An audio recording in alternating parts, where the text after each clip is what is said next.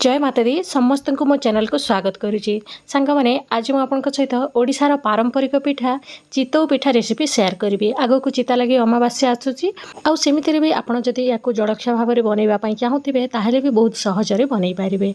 आज आपन को मीठा चितौ पिठा रेसिपी शेयर करुच्ची। चितौ पिठार दुई तीन टा रेसिपी शेयर कर सारी क्षीर चितौ एमती लुणिया चितौ तो आज मो मीठा चितौ रेसिपी शेयर करुच्ची। आग को आपड़ देखु जानिबे।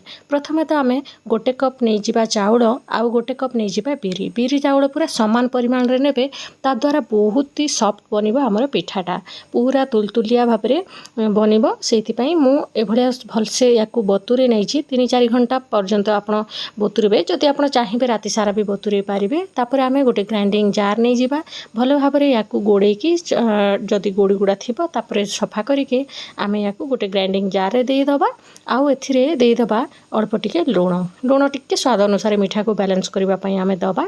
तापर एथिरे मु 2-3टा फाड़ गुड़ को एथिरे दे देइची माने 100-200 ग्राम खंडे हम गुड़ कि आप चीनी भी यूज करें।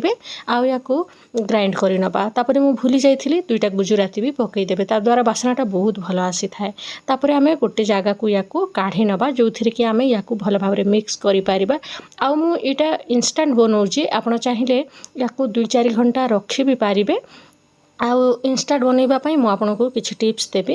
देखो भल से तो आप आग या गोलेबे तापर आम या ऊपर टिके देदबा पान मधुरी देले फ्लेवरटा बहुत भल आसी थाए स्वादटा। तापर एथिरे टिके आम सोडा देदबा ता द्वारा भल से फुलिब। आउ सोडा जदि आप दवाई चाहूना स्किप करेंगे। मुझे पूरा इंस्टाट बनाऊँगी तो से अल्प टिके सोडा दे दूँगी।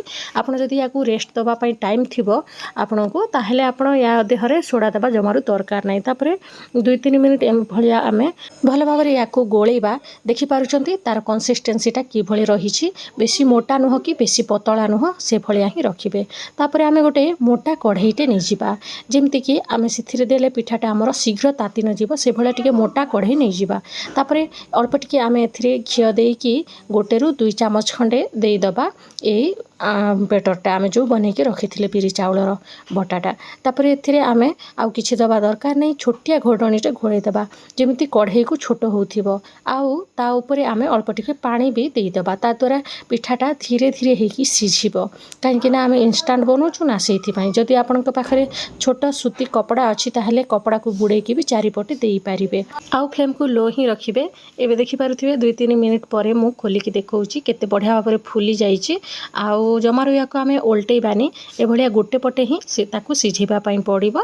आउ एबे आमर पिठाटा पूरा पूरी भाव में रेडी हो गला। देखिले ना सांग मैंने केते सहजरे आमर ए चितौ पिठाटा रेडी हो गला। या थरे बनईकी निहाती खातु। सेमती ओडिशा रे तो बहुत प्रकार पिठापणा रेसिपी अच्छी ता भितर एटा गोटे माने मेन पिठारे जाए बहुत भल लगे। थरे ट्राए करंतु। Thank you for watching.